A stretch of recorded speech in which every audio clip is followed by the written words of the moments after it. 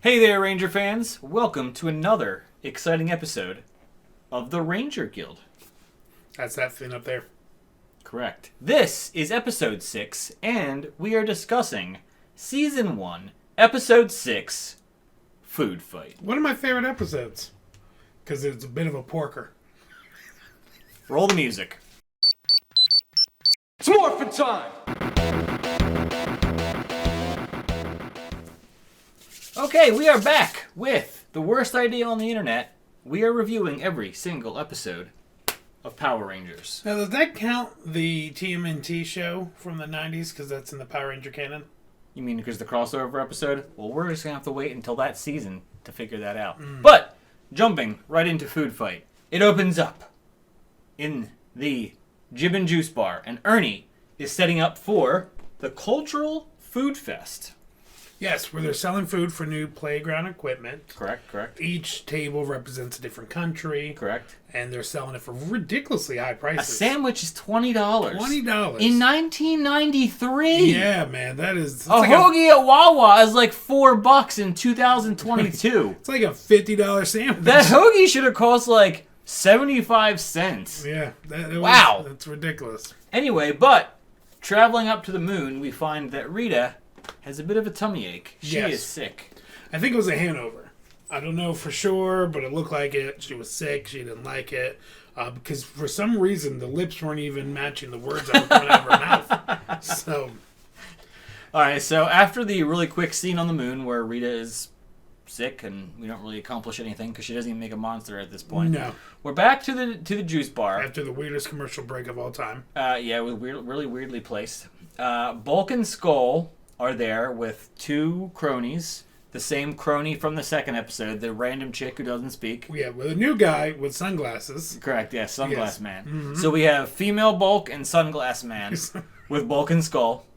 And, you know, they weren't bullies this episode, but they were just like, time for a food fight. Troublemakers. Yeah, they started Yes. a food fight Correct. after Bulk wanted to get expelled from school by seriously, physically harming his principal. He tried Yeah, to throw, of all the targets, that's Yeah. who he picks first. He tries to throw, and he misses and takes the principal's wig off, which is going to be a running joke in Power Rangers. Of course. The wig, whoop, always off. It's the Right. 90s. Which starts this huge food fight, which I was in school for 12 years. Did you ever have a food fight in school? Not once. Not once. Not once. But every show in the world has had a food fight episode. It's it like, seems where I always felt like we were doing something wrong. Me too. Notice the Rangers were not participating in the food No, fight. they're though, goody because- two-shoes. yeah, correct. But this gives Rita a plan because the food festival, coupled with the fact that she has a tummy ache, what if Finster makes a very hungry pig? Well, this episode also showed that Finster has monsters that he had already pre-made. Correct. Because he says it's one of his worst. So he makes a hungry Roman pig? Yes, that's correct. Yeah, it's but he spawns one of the most famous monsters in Power Rangers lore. Yeah. Especially because there was action figures of this toy. It was a season 1 toy, or a monster, so they tend to be more popular. But Pudgy Pig. Pudgy Pig. I mean, there's King Sphinx toys and things like that, Yeah. but Pudgy Pig really was Who in has that his own zeitgeist. Lightning Collection figure that's already sold out. It's true. That's already sold It's out. true. He does. Yes. So Pudgy Pig. Who's Roman, by the way? You're really harping on that. There's no explanation in canon why he has a gladiator helmet on. So Pudgy Pig is made. He goes down to Earth, but then it's back to the juice bar before the battle begins because the Rangers have to stop the battle. Yep. So there's various sight gags that go on, but nothing is better than Jason pulling a Michelangelo from Ninja Turtles 2, grabbing a sausage, running at Bulk, and doing some nunchuck sausage ninjutsu. Not well either. No, not at all. Just because you're a martial artist doesn't mean you know all weapons. I guess it created like an air current or something because Bulk was like, oh, and pie fell on his face. Correct. So Yeah, I literally have Power Rangers doesn't understand how physics work with a question mark. Yes. And then Zack does the whole bull thing with Bulk, the raging bull, Toro, and makes Bulk charge at him, and he jumps out the way, and then Bulk slides across the table, gets all dirty from the food. Makes the fruit punch fall on the principal. It's actually a super fun scene. Yeah. I think it's hilarious. Excuse me, hilarious. Okay. Yes. A little bit of the truth coming out. It's hilarious. I So, like it. Zordon calls the Rangers to the command center. Zordon informs the Rangers that Pudgy Pig will eat all of the food on the entire planet in 48 hours. Once again, I don't know if Power Rangers understands the way time works or anything like that. That's a lot of food. I'd like to point out in all the scenes that they actually show Pudgy Pig eating, he doesn't really swallow anything. No, food. Except for, which we'll cover in a minute, the Rangers' weapons. Yeah. He just like the popcorn bowl. I was he pours it thinking in his the same mouth thing. and it all fumbles I out. was like, how is he going to eat all the food if there's so many crumbs left over? Most of it's on the floor, yes. But that's besides the point. That's looking at it with adult eyes. As a child, you're like, oh my god, he's going to eat all the food. 48 hours, we're going to starve to death. No. Correct. So they get in a fight. Pudgy Pig eats all the weapons. Don't get bored now.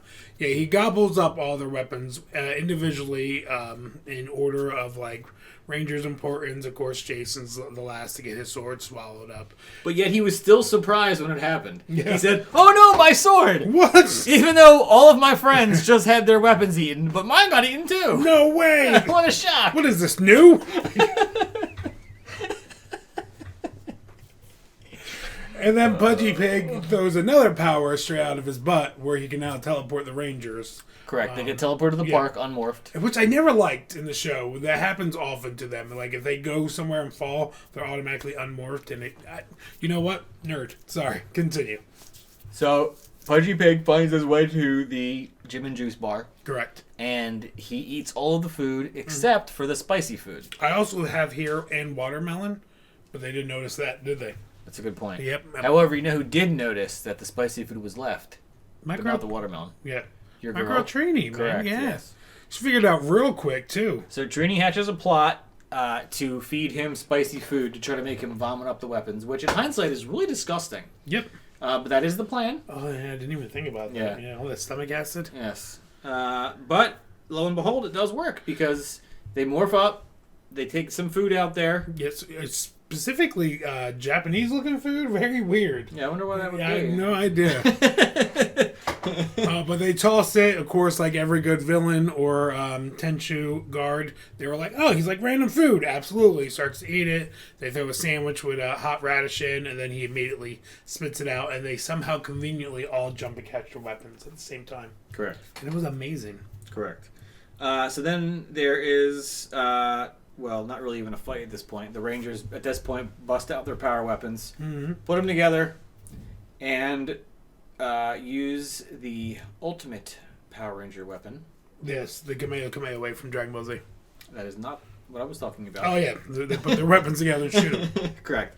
So they blast him, and he dies. So this is a no Zord episode. Which is rare in the series. Extremely rare. But yes. I do appreciate them because Yeah. it shows that, each battle's a little different. Rita doesn't always want to grow her villains. And to me, it made me think maybe there has to be a chunk left of the villain and maybe they evaporated him completely. Who knows? I don't know. Steve, who knows? Okay. And on that note, back to the juice bar. There's a cute little scene with the Rangers and Principal... I almost said Principal Skinner. Well, for the remainder of this episode, it was Principal Skinner because that's what I was about to say. Mm-hmm. Where they charge him again $20 to eat some food, Yep. and then it's too hot because there was a radish in it by accident. He drinks the water, flings off his toupee. Everybody has a good laugh. The end. I'm glad you said cute because I had terrifying. He doesn't act like a human being. First off, he eats the sub sideways. Yeah, that is weird. So obviously he's an alien. Right. That's hands down.